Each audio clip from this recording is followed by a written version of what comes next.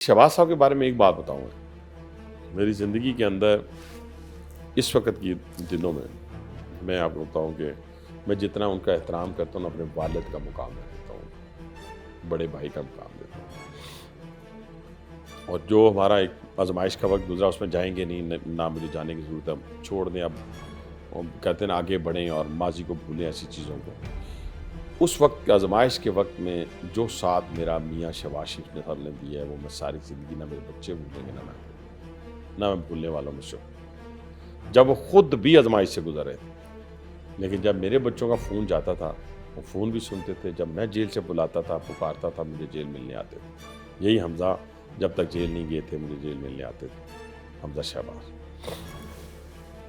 मियाँ हम दो लोग थे 2018 से पहले, मियाँ नवाज शरीफ, मैं और मरियम बीबी और कैप्टन सब्ज़, हम 4 लोग जेल से पहले इलेक्शन से पहले जेल में गए थे। तो वो भी हमने इकट्ठी जेल मरियम नवाज साहब के साथ भी इकट्ठी वहाँ अंदर मौका मिलता था?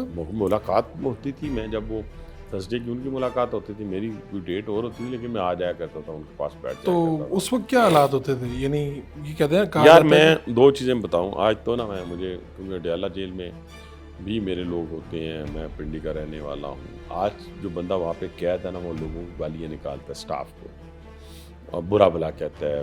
मतलब लोग कहते हैं ना कि हमारे दोस्त भी कह देते हैं कि जी वो उसने जेल अच्छी काट रहा है। वो जेल अच्छी नहीं काट रहा, उसके पास ऑप्शन कोई नहीं है।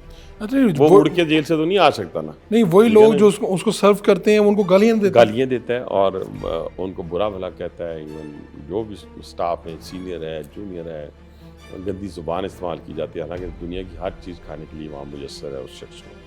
लेकिन मियाँ नवाज शरीफ बड़े डिफरेंट थे। अच्छा। और बड़े कंपोज्ड थे। इसी तरह बीबी जो थी, बीबी का ज़ब्त सिर्फ एक दफ़ा टूटा जब उनकी वालदा की डेथ। उससे पहले मैंने उनको मैं 1:30-2 बजे तक उनके पास बैठा रहा जब उनकी वालदा की खबर आई, जब तक उनको रिलीज़ नहीं किया गया पैरोल पे। उसके अलावा वो भी बड़ी कंपोज, बड़ी दलेर खातून थी।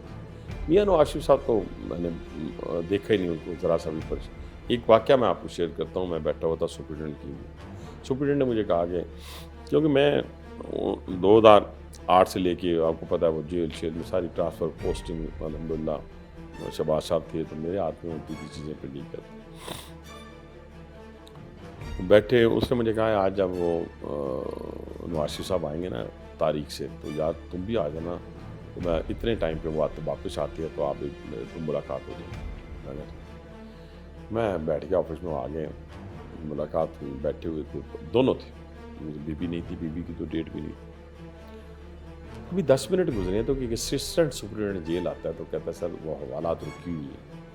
मतलब वो ड्यूटी में हवालात रुकी होगी ना, तो मियाँ साहब जब गुजरते तो वो ड्यूटी बिल्कुल क्लियर कर देते। तो वो बाहर गाड़ियों में थी तो आया असिस्टेंट सुपरिटेंडेंट, तो मियाँ ने नवाज शरीफ साहब मुझे कहते हैं अच्छा बात साहब मैं चल रहा हूँ।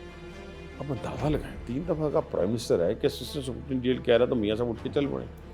अब मुझे जेल में जब ऐसी कोई चीज़ें कहा जाती थी मैं भी लगा कैसे, मैं कहा चलना यार जा, मैं हूँ दादा का ठहर जा, मैं कि तू से तक लुटता है।